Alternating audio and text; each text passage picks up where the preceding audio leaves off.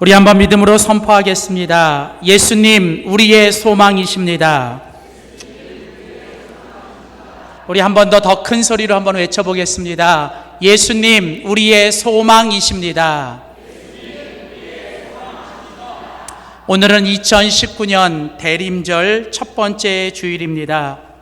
기독교 교회력은 감사절로 끝이 납니다. 기독교의 신앙의 끝은 감사입니다. 그리고 이제 기독교 교회력은 이제 성탄절을 중심으로 이제 4주 전부터 이제 오늘 이번 2019년은 2019년 오늘 12월 1일 첫 번째 주일부터 우리 성탄절이 가까운 4주 동안을 대림절이라고 부르며 이제 교회력은 바로 이 대림절로부터 시작이 됩니다. 기독교의 신앙은 감사로 매듭짓는다면 기독교의 신앙은 다시 그 주님을 소망하고 기대하는 것부터 시작이 됩니다. 오늘 2019년 대림절 첫 번째 주일, 이 대림절 혹은 대강절은 예수님이 이 땅에 처음 오신 그 초림을 기억하며 이제 예수님이 이 땅에 다시 오실 재림을 기대하면서 오늘이라고 하는 이 삶 속에서 예수님의 초림과 재림 사이, 예수님의 처음 오심을 기억하고 다시 오실 것을 기대하는 그 한가운데서 오늘 내 삶 속에 정말 예수님이 나의 구원자이시고 나의 주님이신가를 우리가 고백하며 묵상하는 절기가 바로 이 대림절 기간입니다. 기독교 전통은 이 대림절 기간 동안 모든 교회는 다른 모든 메시지를 내려놓고 오직 이 대림절 기간 동안 교회는 예수 그리스도에 대해서 함께 생각합니다. 특별히 교회는 이 대림절 기간 동안 이제 예수님을 생각하게 하는 것들을 장식하고 성탄의 추리와 꽃들을 장식하며 특별히 이제 이 대림절의 초를 이제 4주 동안 하나씩 핍니다. 그러면서 그 4주 동안에 예수님이 우리의 소망이 되시고 예수님이 우리의 평화가 되시고 예수님이 우리의 기쁨이 되시고 예수님이 우리의 사랑이 되시는, 그러니까 첫째 주에는 소망, 둘째 주에는 평화, 세 번째 주에는 기쁨, 네 번째 주에는 사랑이신 예수님에 대해서 이제 각각 촛불의 초를 켜면서 우리가 예수님을 기억하며 마지막 성탄절 예배를 드리며 그 모든 소망과 평화와 기쁨과 사랑의 모습으로 이 땅에 오신 성탄절의 초를 켜면서 이제 예수님을 축복합니다. 그래서 이제 저희 교회도 이제 우리가 이 대림절의 초를 준비하여 오늘 첫 번째 초에 불을 밝히면서 이제 우리가 예수님에 대해서 함께 말씀을 나누려고 합니다. 작년에 제가 부임하여 첫 번째 대림절, 작년의 주제는 예수님 우리의 사랑이십니다. 작년에는 특별히 사랑으로 오신 예수님에 대해서 우리가 함께 생각하며 예수님의 사랑은 어떤 것이고 그 사랑을 받은 우리는 어떻게 살아야 되는지에 대해서 함께 4주 동안 말씀을 나눴고 또 우리는 그 사랑의 박스를 나누면서 작은 예수님의 사랑을 실천했습니다. 이제 2019년 대림절을 맞이하며 올해 우리 영광교회 우리 대림절의 주제는 예수님 우리의 소망이십니다.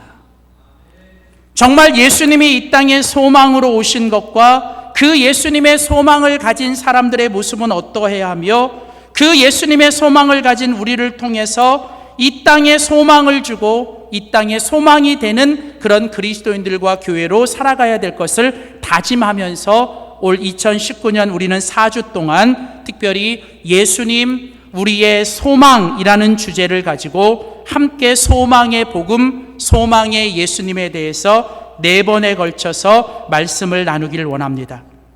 여러분, 소망이라고 하는 것은 기독교 신앙의 핵심입니다. 사도 바울을 통해서 기독교의 핵심은 믿음과 소망과 사랑, 이 세 가지는 영원할 것이라고 말씀해요. 그런데 이 믿음과 소망과 사랑은 마치 삼각형처럼 함께 어울려지는 거예요. 히브리서 11장의 믿음장을 얘기하면서 제일 첫 번째 믿음이란 바라는 것들의 실상이라고 얘기하면서 믿음의 가장 첫 번째 요소는 바로 바라는 것. 그때 그 바란다라는 것이 뭐냐면 소망한다는 거예요.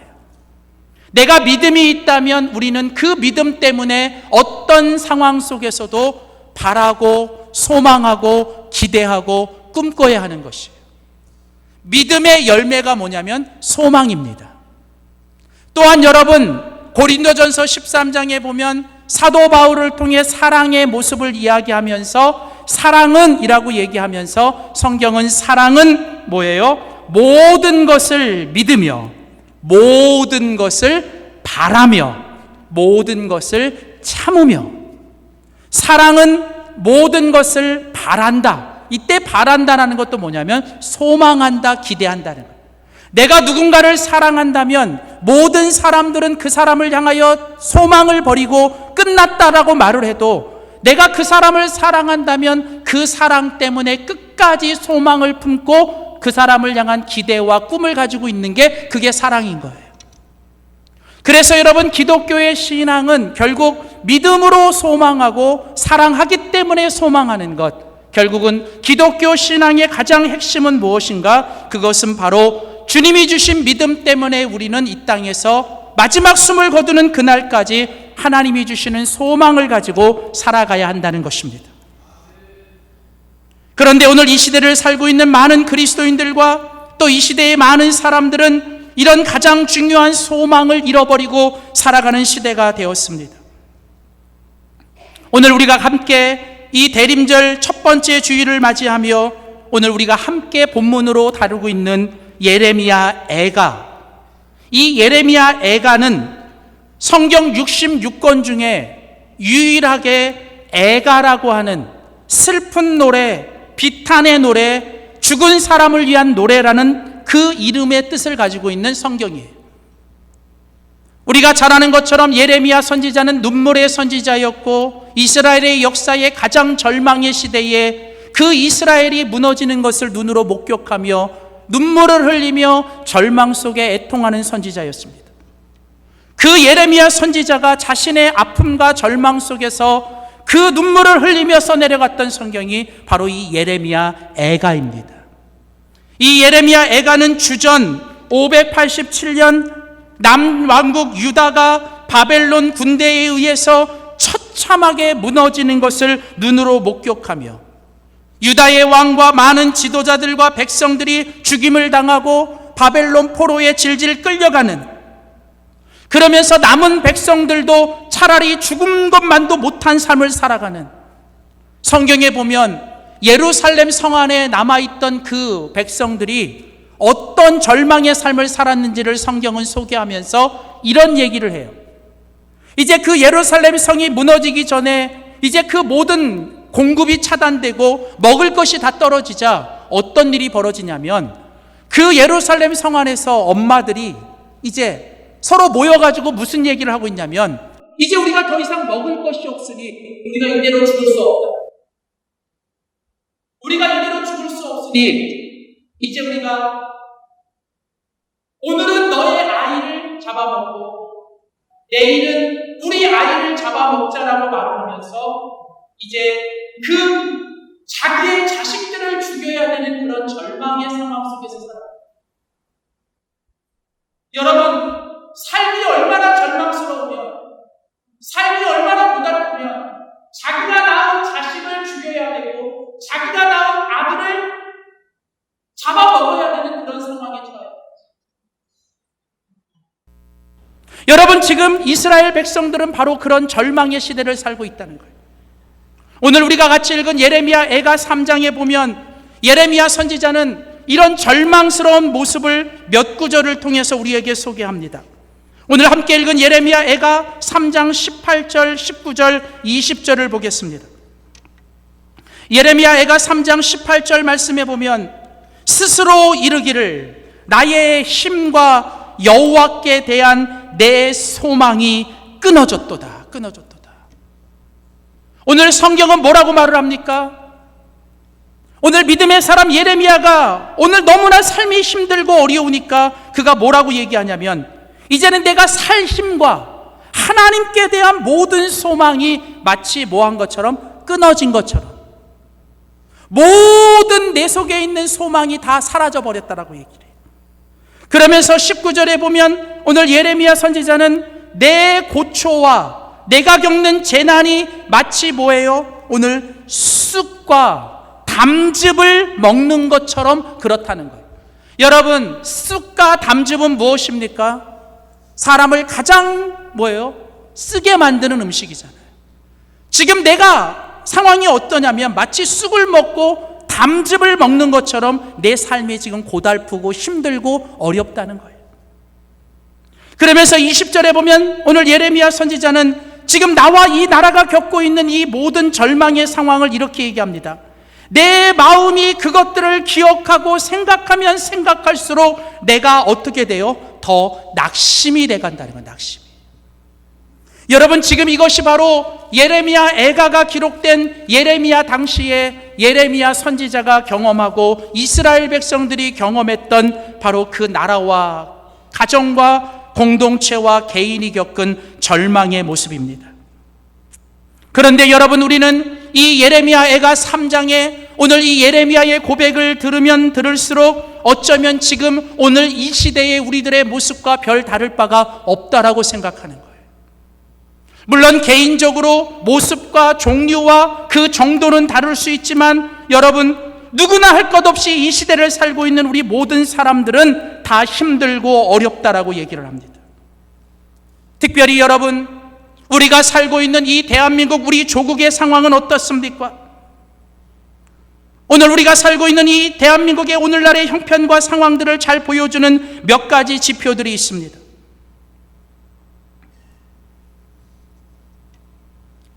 우리나라 대한민국의 젊은 세대 2030이라 부르는 20대, 30대들을 가리켜 언제부턴가 붙이는 이름들이 있는데 이 젊은 오늘날의 청년들의 시대를 3포 시대 혹은 5포 시대, 더 나아가서 7포 시대라고 얘기해요.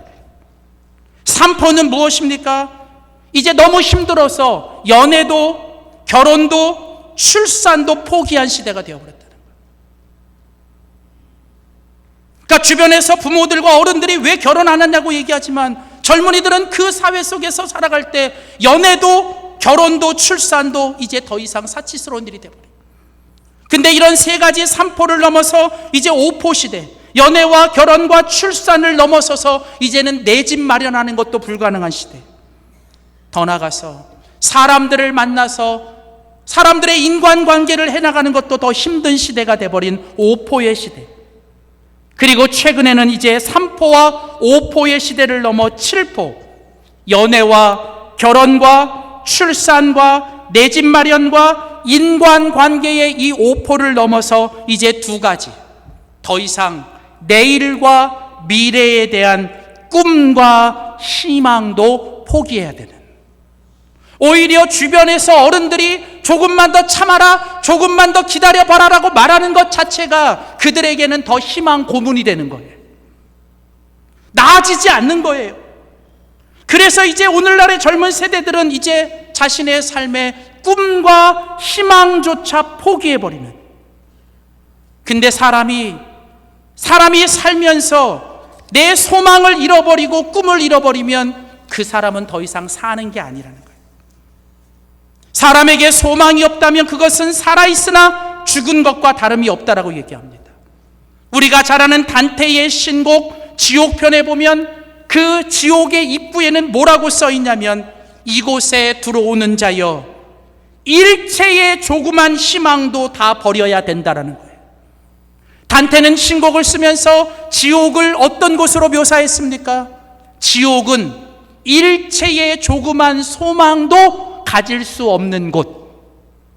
여러분, 이것을 조금 더 적용해 보면 오늘 이 시대에서 우리가 오늘 눈을 뜨고 오늘 내가 목숨을 가지고 살아가지만 내 삶 속에 소망이 없고 희망이 없다면 그건 살지만 사는 게 아니고 결국은 우리가 이 땅에서 지옥을 사는 것과 아무 다를 게 없다는 거예요. 전쟁터에서 죽어가는 젊은이들, 한국전쟁에서 종군기자로 참여했던 사람이 쓴 책에 보면 그 종군기자가 이제 그 전쟁터에서 총알이 빗발치는 그곳에서 이제 사람들이, 동료들이 죽어가는 그 가운데서 이제 종군기자가 그 군인들 젊은 청년에게 물어봤어요. 만일 하나님이 살아계시고 하나님이 당신에게 소원 한 가지를 들어달라 그러면 당신이 원하는 소원이 무엇입니까? 그때 그곳에 있었던 모든 젊은 군인들이 똑같이 이야기했던 단어 하나는 뭐냐면 우리에게 내일을 달라. 아무리 힘들고 어려워도 내일이 있다라고 하는 소망만 있으면 버틸 수 있겠다는 거예요. 그런데 내일이 없다라고 하는 그 절망이 우리를 더 힘들게 하는. 그래서 오늘날 이 시대 이 젊은이들은 온갖 절망 속에 살아갑니다. 비단 이것이 여러분 젊은이들만의 문제이겠습니까? 이런 절망 속에 살아가는 꿈과 희망도 없는 죽음 가운데 살아가야 하는 이 사람들이 결국 택할 수 있는 건 뭐밖에 없을까요? 스스로 목숨을 끊는 자살률이 올라가는 거예요. 우리가 잘 아는 것처럼 OECD 국가 중에 여러분 우리나라 자살률이 세계 2위로 떨어졌다가 얼마 전에 다시 1위로 올라왔어요. 여러분 우리나라 자살률이 얼마인지 2018년 통계에 보면 인구 10만 명당 27명이 죽어간대요. 아직 실감이 안 나시면 하루에 39명이 죽어간다는 거예요. 우리가 TV에 연예인들이 죽어가는 소식만 들으니까 자살이 없는 것 같지요. 오늘날에도 여러분 보이지 않는 곳에서 하루에 관광버스 한 대의 사람들이 스스로 목숨을 끊고 죽어간다는 거예요. 오늘 이런 시대를 살아가는 이 시대, 젊은이들뿐만 아니라 노인 자살률은 여전히 1위고 노인 빈곤율은 여전히 1위인 이 시대, 청년들과 노인들뿐만 아니라 그 가운데 낀 세대들은 아래로는 그 자식들을 챙겨야 되고 위로는 그 노인들을 섬겨야 되는 어쩌면 삶의 무거운 짐을 들고 가는 시대. 이런 우리들의 모든 팩트들, 이런 모든 것들이 우리들을 더욱더 절망스럽게 만들어가는 시대에 살가며 사람들은 자신의 운명을 한탄하며 이제 될 대로 되라 하며 묻지마 범죄를 하고 현재의 절망 가운데 쓰러진 사람들은 스스로 목숨을 걸며 미래에 대해 소망을 찾을 수 없는 젊은이들은 우리 다음 세대 자녀들에게는 이런 세상을 주기 싫다라고 하며 아이 낳기를 포기하는 시대. 그래서 젊은이들이 이 조국을 향하여 부르는 이야기는 헬조선, 지옥과 다름없다는 시대. 이런 가운데서 조금이라도 소망을 주고 빛을 밝혀야 되는 교회와 그리스도인들조차도 이제 오히려 세상에 있는 사람들을 더 절망스럽게 만드는 소식들이 더 많이 들려오는 시대.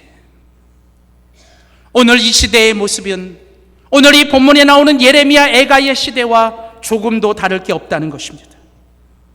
그런데 이런 시대를 살고 있는, 이런 절망의 시대를 살고 있었던 이스라엘 백성들을 더 힘들게 만들었던 건 뭐냐면, 이런 절망 시대에 살고 있었던 그 백성들에게 거짓 선지자들이 일어나 그 거짓 선지자들이 그 백성들을 향하여 잘못된 소망을 갖게 하며 헛된 도움을 구하며 하나님이 아닌 애굽을 의지하라고 말하면서 그들로 하여금 진정한 소망이 아닌 거짓된 소망과 헛된 소망을 바라보게 하겠다. 사람에게 무서운 건 소망이 없는 것이지만 소망이 없는 것보다 더 무서운 건 뭔지 아세요? 거짓된 소망과 헛된 소망을 붙들고 있다는 거예요. 마치 이스라엘 백성들이 바벨론의 그 멸망 앞에서 애굽을 의지하면 살 것이라고 말했던 거짓 선지자들의 외침 속에 이스라엘 백성들은 지푸라기라도 잡는 심정으로 그 애굽을 의지했지만 결국은 그 애굽을 의지한 것 때문에 더 멸망이 촉진된 것처럼 오늘날 이 시대에 사람들이 절망과 힘들고 어렵다고 하면서 그런 사람들을 유혹하고 미혹하는 온갖 죄악과 탐욕과 정욕과 세상의 이단들이 얼마나 판을 치고 있는지, 오늘 이런 시대 속에서 오늘 하나님은 이스라엘 백성들의 그런 절망 가운데서 하나님은 바로 하나님의 선지자 예레미야를 통해서 그들이 이런 절망을 깨치고 일어날 수 있는 하나님의 메시지를 전해주고 있다는 거예요. 오늘 그 메시지가 바로 우리가 같이 읽은 예레미야 3장 21절입니다. 오늘 예레미야 3장 21절 말씀에 보면 이제 예레미야가 자신이 눈앞에 보이는 삶의 현실과 그런 절망 속에서 내가 그것들을 생각하면 생각할수록 더 절망스럽고 낙심이 되지만 그러나 21절 그러나 성경 보세요. 이것이 뭐예요? 나를 지금 절망스럽게 만드는, 나를 힘들게 만들고 나를 낙심하게 만드는 이런 모든 것들을 내가 내 마음에 담아 두었더니, 여기 이 마음에 담아 두었다라고 하는 이 새로운 번역은 옛날 번역보다는 좀 번역이 안 맞은 것 같아요. 옛날 번역은 어떻게 되어 있냐면, 내가 이 모든 것들을 들고 하나님이 계신 중심을 향해 나아갔더니, 여기 내가 내 마음에 담아두었다라고 하는 것은 뭐냐면, 이스라엘 백성들의 성막과 성소의 가장 깊은 곳에 있는 중심에 있는 지성소를 향해 나아간다는 뜻이에요. 그러니까 내가 지금 눈앞에 보이는 현실과 상황은 나를 더욱더 절망스럽게 만들고 모든 것들은 나를 더 힘들게 만들지만, 내가 그것들을 생각하고 내가 품고 있으면 있을수록 내가 더 낙심되지만, 그러나 내가 이제는 이 모든 것들을 들고 어디로요? 중심으로, 하나님이 계시는 그 지성소를 향해 그것을 들고 주님 앞에 나아갔더니 뭐예요? 이제 어떤 일이 일어나요? 그것들이 오히려 나에게 뭐가 되었더라? 소망이 되었더라. 그런 절망 중에도 내가 주님 앞에 나아갔더니 그 주님으로 인하여 내 안에 뭐가 생겼더라? 소망이 생겼더라. 그러면서 오늘 같이 읽은 성경 24절은 예레미야 선지자는 이렇게 고백합니다. 그래서 이제는 내 심령에 이르기를, 내가 그 중심에서 하나님 앞에 내가 뭐라고 고백하냐면, 내가 아무리 지금 힘들고 절망스럽지 할지라도 내 심령에게 이르기를, 여호와는 나의 기업이시다. 여러분, 여기 나의 여호와는 나의 기업이라는 말은 여호와가 나의 모든 것이 되시고 여호와가 나의 전부가 되시오니, 그러므로 이제는 나는 이런 모든 절망적인 상황 속에서도 내가 그 하나님을 뭐하겠다? 바라보겠다라는 거예요. 오늘 사랑하는 성도 여러분, 절망 속에 빠져있는 이스라엘 백성들을 향하여 하나님께서 예레미야 선지자들에게 보내주신 하나님의 메시지는 무엇입니까? 진정한 소망은 누구 안에 있어요? 우리 주님 안에 있다라는 거예요. 진정한 소망은 우리 여호와 하나님 주님 안에 있으므로, 이제 너희들이 해야 될 일은 아무리 절망스럽고 힘들고 어렵다 할지라도 너희는 다시 믿음의 눈을 가지고 그 주님을 바라보라는 거예요. 너희 심령이 주님을 향하여 나아가 너의 믿음의 눈을 떠서 그 주님을 바라보라는 것입니다. 여러분, 우리가 이 소망을 갖기 위해 우리가 해야 될 첫 번째 일은 무엇입니까? 그것은 바로 우리의 믿음의 눈을 떠서 우리 주님을 바라보셔야 하는 것입니다. 우리의 시선이 우리의 상황과 환경과 사람들과 우리들의 처지를 바라보면 바라볼수록 우리는 더 낙심되고 절망스러울 수밖에 없어요. 그러나 그런 가운데서도 우리가 다시 소망을 갖고 우리가 믿음으로 일어서기 위해 오늘 해야 될 가장 중요한 일은 뭘까요? 바로 우리가 주님만 바라보시는 거예요. 그래서 소망의 시작은 바로 주님만 바라보는 것입니다. 주님을 바라보고 주님만 바라볼 때 여러분, 그 절망의 끝에서 여러분 소망의 싹은 피어나기 시작하는 거예요. 그래서 하나님은 예레미야 선지자를 통해 그 옛날 이스라엘 백성들과 오늘 이 절망의 시대를 살고 있는 우리들을 향하여 이제 너희가 있는 그 절망의 자리에서 너희들은 믿음의 눈을 떠서 주님만 바라보라고 얘기하십니다. 여러분, 주님만 바라본다는 것은 무엇입니까? 오늘 성경은 주님만 바라보는 것이 무엇인지를 우리에게 두 가지로 설명합니다. 첫 번째는 주님을 바라보는 것은 주님에게로 돌아가는 것입니다. 우리 한번 믿음으로 선포합시다. 주님을 바라보는 것은 주님에게로 돌아가는 것입니다. 오늘 하나님은 예레미야 선지자를 통해 절망의 자리에 넘어져 있고 절망 가운데 빠져 있는 이스라엘 백성들과 우리들을 향하여 이제 너희가 주님을 바라보며 이제 그 절망의 자리에서 일어나 이제 너희가 다시 여호와 하나님께로 돌아오라라고 얘기하는 거예요. 오늘 함께 읽은 예레미야가 3장 여러분 40절 41절을 보십시오. 오늘 40절 41절에 보면 우리가 스스로 우리의 행위들을 조사하고 여호와께로 뭐하자? 돌아가자. 여러분, 오늘 예레미야는 절망 속에 빠져있는 이제 끝이다라고 말하는 그 이스라엘 백성들을 향하여 아니다, 이제라도 우리가 뭐예요? 주님을 바라보며 누구에게로 돌아가자? 주님에게로 돌아가자는 거예요. 그런데 여러분, 오늘 보면 40절에 보면 주님께로 돌아가고 주님께로 회개하기 위해서 우리가 해야 될 일이 있어요. 그게 뭐냐면 우리 스스로 우리들의 행위와 우리들의 모습을 뭐하고? 조사하고. 여러분, 여기서요, 여러분, 하나님은 지금 우리가 하나님께로 회개하고 돌아오길 원하시는 거예요. 하나님은 이제 절망의 자리에서 일어나 주님에게로 돌아오라고 얘기하는 거예요. 근데 주님에게로 돌아가는 자가 해야 될 첫 번째 중요한 일은 자기의 모습과 자기의 행위를 뭐예요? 조사해야 된다는 거예요. 이때 이 조사한다는 이 단어는 어떤 뜻이냐면, 우리가 몸이 아파서 병원에 가면 의사가 뭘 해요? 우리의 몸을 다 이렇게 스캔하잖아요. 우리의 몸을 이렇게 조사하잖아요. 그때 그 조사한다는 단어가 그거예요. 여러분, 우리가 어떤 처방을 받고 우리가 병이 낫기 위해서 가장 먼저 해야 될 일은 뭐냐면, 지금 내 몸의 상태가 어떤지를 정확하게 뭐하냐면 진단받으셔야 돼요.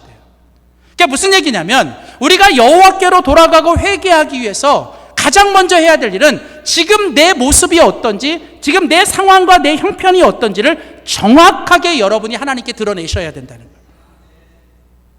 여러분, 오늘 하나님께로 돌아가는 자들은 오늘 지금 내 삶의 모습이 어떤지를 우리는 우리 스스로를 돌아보고 오늘 우리 주님 앞에 나아가셔야 돼요. 사람을 죽음으로 이르게 하는, 사람을 사망 가운데로 이르게 하는 가장 무서운 게 뭐냐면 절망이라고 하는 거죠. 절망. 사람에게요, 이 절망이 다가오잖아요. 그러니까 우리가 믿음이 떨어지고 우리가 주님에게서 멀어지면 어떤 일이 일어나냐면, 마치 사람의 몸이 건강한 데서부터 멀어지고 건강한 상황에서 멀어지고 몸 안에서 면역력이 떨어지면 우리들의 몸이 뭐예요? 이제 좋지 않은 바이러스들이 들어오고 감기 같은 것들이 들어오는 거잖아요. 마찬가지로 똑같은 거예요. 우리 영적으로도요, 우리가 주님에게서 멀어지고 우리가 주님의 말씀과 기도하는 자리, 예배하는 자리, 하나님의 믿음의 자리에서 이렇게 멀어지고 우리 안에 믿음이 떨어지기 시작하면 뭐가 찾아오냐면 우리 안에 절망이라고 하는 영적인 바이러스가 찾아와요. 키에르케고르는요, 사람을 죽음에 이르게 하는 병 중에 가장 무서운 병은 절망이다라고 얘기를 합니다. 그러니까 사람에게 이 절망이 들어오면요, 사람에게 이 절망이 들어오면 증상들이 나타나요. 그러니까 여러분들이 감기에 들면 딱 증상이 있잖아요. 사람마다 감기가 들면 증상이 나타나잖아요. 저 같은 경우는 감기가 들면 제일 먼저 나타나는 게 목이 아파요. 그러니까 이처럼 여러분, 감기라는 게 눈에 보여요? 감기라는 게 눈에 보여서 이렇게 오십니까? 아니잖아요. 그냥 내 안에 들어오면 뭐예요? 내가 그 증상이 나타나는 것처럼 영적으로도 절망이라고 하는 이게 내 안에 들어오면, 그 절망이 들어오면 여러 가지 증상이 나타나는데 공통적으로 나타나는 세 가지 증상이 있어요. 그러니까 절망에 사로잡히면 사람에게 나타나는 세 가지 증상이 있는데, 첫 번째는 뭐냐면 절망이 들어오면 사람이 실망을 하게 돼요. 자꾸 실망. 실망이라는 건 뭐냐면 지금 내가 있는 모든 게 다 싫어. 그러니까 자꾸 사람이 어떻게 되냐면 부정적이 되고요, 사람이 비관적이 되고 사람이 모든 것에 다 실망하게 돼요. 시대도 나라도 국가도 심지어 가정도, 그리고 나중에는 누구까지 실망하냐면 하나님께도 실망했다고. 그래서 자꾸 내 안에 언제부턴가 주변에 있는 모든 사람들이 다 싫어. 다 마음에 안 들어. 그리고 심지어는 하나님께까지 실망했다고 말해요. 이게 바로 절망이 들어올 때 나타나는 증상이에요. 또 하나, 절망이 우리 속에 들어올 때 나타나는 또 다른 증상은 뭐냐면, 여러분, 자꾸 사람의 입에서 원망이 나와요. 원망이에요. 자꾸 입만 열면 힘들다, 죽겠다, 어렵다, 그리고 원망하는 말, 비판하는 말, 그냥 불평하는 말이 나오는 거예요.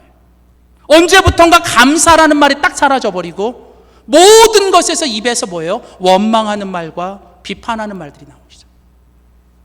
절망이 들어올 때 나타나는 두 번째 증상이 원망이에요. 세 번째, 절망이 들어오면 나타나는 증상 중에 하나는 뭐냐면, 이제 이런 상황이 싫어. 그러니까 이런 걸 그냥 잊고 싶어서 사람들이 어디에 빠지냐면 욕망에 빠지는 거예요. 그래서 그냥 뭐예요? 아이, 다 다 있고 싶어. 그래서 뭐예요? 뭔가 이 욕망 속에 빠져가. 술을 마시기 시작하고, 사람들이 도박에 빠지고, 사람들이 어떤 성적인 죄악에 빠지고, 쾌락에 빠지고. 그래서 잠시 그걸 통해서 뭐예요? 이 모든 걸 그냥 잊고 싶지만 문제는 뭐예요?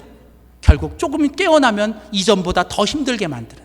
그래서 나중에는 그 욕망에 이끌려서 스스로 뭐예요? 자기를 파괴시키는. 결국은 이 절망이라고 하는 것이 우리를 어떻게 해요? 우리 속에 들어오면 자꾸 사람이 주님에게서 멀어지고 믿음에서 멀어지기 시작하면 내 삶에 나타나는 게 실망과 원망과 욕망 속에 빠져가요. 그래서 결국은 그 절망은 우리를 어디로 끌고 가요? 사망으로 이끌게 하는 거예요. 그래서 사람이 지금 자기가 죽는지도 모르고 마치 그 불나방이 그 환한 불을 보고 죽는지도 모르고 거기로 뛰어드는 것처럼 사람들이 하나님으로부터 멀어지고 이 절망을 그냥 잊고 싶은 그 죄악 가운데 들어가는, 바로 그런 이스라엘 백성들과 오늘 우리들을 향하여 하나님이 오늘 이 아침에 간절히 말씀하시는 건 뭐냐면, 너희가 지금 그 자리에서 멈추라는 거예요. 그 사망으로 향하는 나가는 그 걸음을 멈추고 이제 지금 그 절망의 자리에서 일어나 여호와께로 돌아오라는 거예요. 여호와께 다시 돌아오면 살 수 있다는 것입니다. 늦지 않았다는 겁니다. 사단은 우리에게 너는 이제 끝났어, 너는 이제 늦었어, 너는 이제 안 돼 라고 말할지 모르지만 오늘 하나님은 성령을 통해 우리에게 뭐라고 말씀하시냐면 지금도 늦지 않았다, 지금이라도 주님께 돌아오면 살 수 있다라고 말을 합니다. 그래서 주님은 우리에게 말합니다. 절망의 상황 속에 거기에 빠져들지 말고 지금이라도 믿음으로 주님을 바라보며 그 절망의 자리에서 돌아서 우리의 진정한 소망이신 우리 주님에게로 돌아와야 한다는 것입니다. 오늘 보면 41절에 보면 주님께로 돌아가는 자는 어떻게 돌아가야 돼요? 우리의 마음과 손과 아울러 우리의 마음과 손을 하늘에 계신 하나님께 들고 나오라는 거예요. 주님께로 돌아오는 자는 어떻게 해요? 우리의 마음과 우리의 손을 하나님께 들고 가요. 여러분, 두 손을 드는 건 뭐예요? 항복하는 거. 하나님, 이제 제가 하나님 없이 살았습니다. 하나님 없이 내가 살아봤지만 결국은 나에게 남은 건 절망뿐입니다. 그러나 하나님, 이제라도 내가 다시 하나님께 두 손 들고 나아갑니다. 오늘 전심으로 하나님께 두 손 들고 주님 앞에 나아가면 오늘 그 주님이 오늘 우리들을 기다리고 계신다는 거예요. 그리고 그 주님이 오늘 우리들에게 어떤 분이신가를 우리는 기억하셔야 돼요. 우리가 믿음으로 주님을 바라볼 때, 우리가 그 믿음으로 주님을 바라보며 해야 될 첫 번째 일은 주님께로 돌아가는 거예요. 그리고 주님께로 돌아가면서 우리가 해야 될 두 번째 일은 그 주님이 어떤 분이신가를 우리가 다시 기억하셔야 돼요. 우리를 기다리시고 우리가 돌아오기를 기다리시는 그 하나님 아버지는 어떤 분이십니까? 오늘 우리가 같이 읽은 예레미야 3장 여러분 22절, 23절, 24절을 보십시오. 오늘 보면 22절 보면 이제 21절에 내가 이제 중심에 하나님을 향하여 나아갔더니 이제 오히려 절망 중에서 뭐가 생겼어요?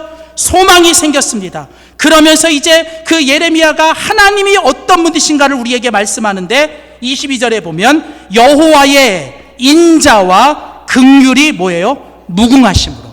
여기 무궁하다는 건 끝이 없다는 거예요. 하나님이 우리를 향한 인자하심, 하나님이 우리를 불쌍히 여기심은 끝이 없다는 것입니다. 그래서 우리는 어떻게 돼요? 멸망되지 않는다는 거예요. 그러면서 23절은 계속 말합니다. 이것들이, 이게 뭐예요? 우리를 향한 하나님의 인자하심과 긍휼하심이 아침마다 새롭다. 이게 뭐예요? 이것은 매일매일 새로워요. 그리고 뭐예요? 성경은 주의 성실하심이 크도소이다. 여러분, 우리들이 하나님을 향한 죄악보다, 우리를 지금 힘들게 하는 우리의 상황과 우리를 절망하게 만드는 우리의 문제들보다 하나님은 언제나 크십니다. 여러분, 하나님은 우리들의 모든 문제보다 크시고 우리를 절망하게 만드는 상황보다 하나님의 은혜는 훨씬 더 크십니다. 그래서 여러분, 오늘 24절에 보면 예레미야 선지자는 그 하나님을 기억하고 그 하나님을 바라봄으로 이제 뭐라고 얘기하냐면 내 심령에 이르기를 여호와는 나의 기업이 되시니 그러므로 내가 이제라도 내가 그 여호와를 뭐 하겠다고요? 바라보겠다는 거예요.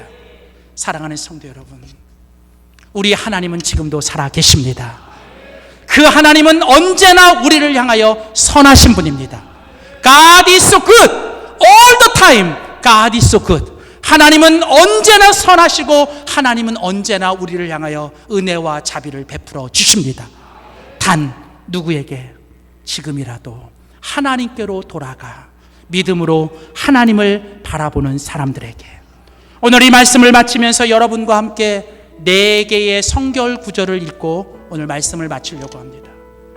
오늘 이 성경 구절 4가지가 오늘 하나님께서 이 아침에 조금이라도 여러분의 삶에 절망 속에 빠져들고 그 절망 속에 여러분들이 있다면 오늘 이 말씀이 다시 여러분의 삶에 소망을 갖게 하는 하나님의 말씀이 되기를 원합니다. 우리 시간 한번 같이 이 4개의 구절을 함께 우리 같이 읽고 우리 기도하고 찬양하기로 해요. 첫 번째는 오늘 본문 예레미야 애가 3장 24절 26절입니다. 우리 한번 하나님이 나에게 주시는 말씀으로 우리가 함께 한번 선포하겠습니다. 같이 읽겠습니다. 시작. 내 심령에 이르기를 여호와는 나의 기업이시니 그러므로 내가 그를 바라리라 하도다. 기다리는 자들에게나 구하는 영혼에게 여호와는 선하시도다. 사람이 여호와의 구원을 바라고 잠잠히 기다림이 좋도다. 아멘. 두 번째 구절은 출애굽기 14장 13절 14절. 여러분 이 구절은 잘 아세요. 이스라엘 백성들이 이제 막 애굽에서 나왔어요. 하나님이 이스라엘 백성들을 구원해 주셨습니다. 약속의 땅을 향해 나아갑니다. 근데 얼마 가지 않아 그들의 눈앞에는 홍해가 있어요. 자신들의 힘으로는 도저히 나갈 수 없는 홍해가 딱 막혀 있는 거예요. 아니 하나님이 가라고 해서 갔는데 왜 내 인생이 이렇게 막힙니까? 이스라엘 백성들은 앞으로 나아갈 수 없자 이제 뒤를 돌아봅니다. 근데 그 뒤에도 누가 있어요? 자기를 죽이려고 차는 애굽의 군대가 있는 거예요. 이따금 삶을 살다 보면 믿음을 가지고 살아도 앞이 꽉 막히고 뒤에도 꽉 막힌 상황 속에 오늘 그때 하나님께서 모세를 통해 백성에게 말씀하세요. 우리 함께 읽겠습니다. 모세가 백성에게 이르되 너희는 두려워하지 말고 가만히 서서 여호와께서 오늘 너희를 위하여 행하시는 구원을 보라. 여호와께서 너희를 위하여 싸우시리니 너희는 가만히 있을지어다. 여러분 그냥 가만히 계세요. 뭔가 하려고 하지 말고 그냥 가만히 앞도 보지 말고 뒤도 보지 말고 바깥에도 보지 말고 여러분 자신도 보지 말고 그냥 오직 눈을 들어 주님만 바라보세요. 그러면 그때 하나님이 우리를 향하여 뭐라고 말씀하십니까? 시편 42편 5절입니다. 시편 42편 5절 함께 읽습니다. 시작. 내 영혼아 내가 어찌하여 낙심하며 어찌하여 내 속에서 불안해하는가? 너는 하나님께 소망을 두라. 그가 나타나 도우심으로 말미암아 내가 여전히 찬송하리로다. 여러분 불안해하지 마세요. 두려워하지 마세요. 하나님이 오늘 말씀하십니다. 내 영혼아 내가 어찌하여 낙심하며 내 영혼아 내가 어찌하여 불안해하느냐? 너는 하나님께 소망을 두라. 오늘 그러면서 이제 오늘 우리는 마지막으로 다윗처럼 선포해야 합니다. 우리 마지막 구절을 함께 믿음으로 선포하겠습니다. 내 영혼을 향하여 선포하는 마음으로 내 영혼이 들을수록 큰 소리로 우리 한번 마지막으로 선포합시다. 나의 영혼아 잠잠히 하나님만 바라라. 무릇 나의 소망이 그로부터 나오는 도다. 아멘. 기도하겠습니다.